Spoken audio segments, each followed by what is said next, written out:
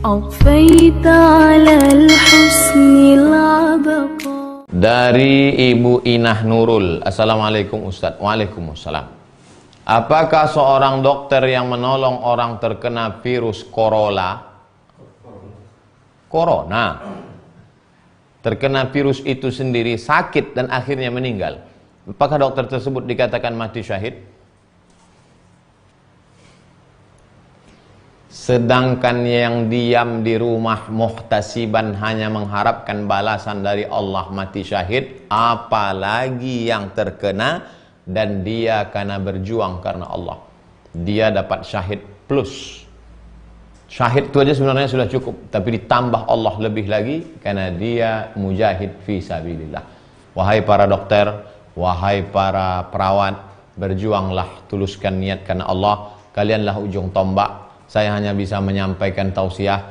Kalian yang pakai baju astronot dari mulai subuh sampai malam, kalian yang meninggalkan ayah, ibu, suami, anak, istri, keluarga demi menyelamatkan bangsa, mudah-mudahan kalian semua yang sudah meninggal dunia, Allahumma ighfir lahum warhamhum wa'afihim wa'fu anhum, yang dalam perjuangan tetap banyak-banyak berdoa kepada Allah, ikhlaskan hati, maka mendapatkan pahala syahid fi sabilillah berdasarkan beberapa hadis sahih dari Nabi Muhammad SAW. Arjun, bagaimana cara melawan rasa malas untuk beribadah dan bagaimana menancapkan keimanan supaya teguh kokoh, karena saya tipe orang yang cenderung menyendiri. Sudah begini banyaknya orang mati karena corona ini, kau masih malas juga beribadah, Arjun? Ratusan orang sudah mati, meninggal dunia. Dari mulai DPR, pejabat, orang hebat, orang kaya, mati ujungnya menghadap Allah SWT. Mati syahid mereka.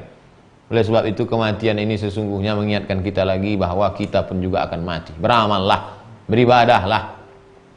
Orang yang meninggal dunia karena corona tak bisa kita lihat karena bungkus plastik, tapi yang tidak dibungkus plastik bisa kita lihat, bisa kita, maka tengok orang mati. Sholat jenazah, ikut kebumikan, ikut kuburkan. Jangan kau menyendiri, mesti kau berjamaah. Mungkin kau tidak suka bergaul dengan orang, tapi ikuti pengajian, buat komunitas, datang seperlunya, ngomong, interaksi sosial, habis itu menyendiri lagi. Terakhir, Pak Tono, mengenai nilai takwa, bagaimana menyikapi semut-semut yang banyak di rumah ketika menyimpan makanan dikerumuti sama semut. Dimanapun ditaruh, dia ada. Apa yang harus saya lakukan, Pak Ustadz? Saya beli tutup plastik, saya masukkan ke dalam kurma, saya tutup, tak ada semut. Waktu saya letakkan di atas, datang semut. Jadi ketika semut datang, bukan salah semut, salah kita. Kenapa tutup di atas? Saya sudah praktekkan. Tutup pakai plastik, dia tak datang. Ada kurma satu, letakkan di sudut rumah, kasih untuk semut itu semua. Semut, ini untuk kau. Dia tak akan mengganggu. Dia juga makhluk Allah Subhanahu wa ta'ala. Kasih makan dia. Kita tutup. Makanan-makanan jangan dibiarkan. Dibiarkan anak kecil berserak-serak makanan manis, datang semut, lalu kemudian dibunuh. Uqtulul aswadaini fi shalah, bunuhlah dua yang hitam walaupun kau sedang salat. Semut, binatang yang mengganggu, ular hitam, kalajengking, boleh dibunuh. Idza qataltum fa ahsinul qitlah, kalau bunuh dengan baik, sekali pukul mati. Jangan disiksa dia. Nah, oleh sebab itu maka semut ini kalau mengganggu sama juga macam ular. Mengganggu dia, sekali bunuh, mati. Tapi jangan sampai disiksa. Wallahu a'lam bishawab.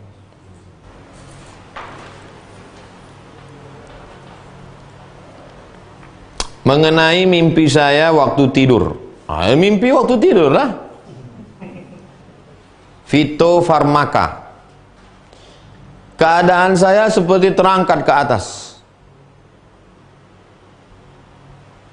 Terus sampai di suatu tempat, di situ saya melihat cahaya terang sekali sampai saya silau. Terus saya lihat di cahaya itu tengahnya ada tulisan Allah. Apa maksudnya Pak Ustaz?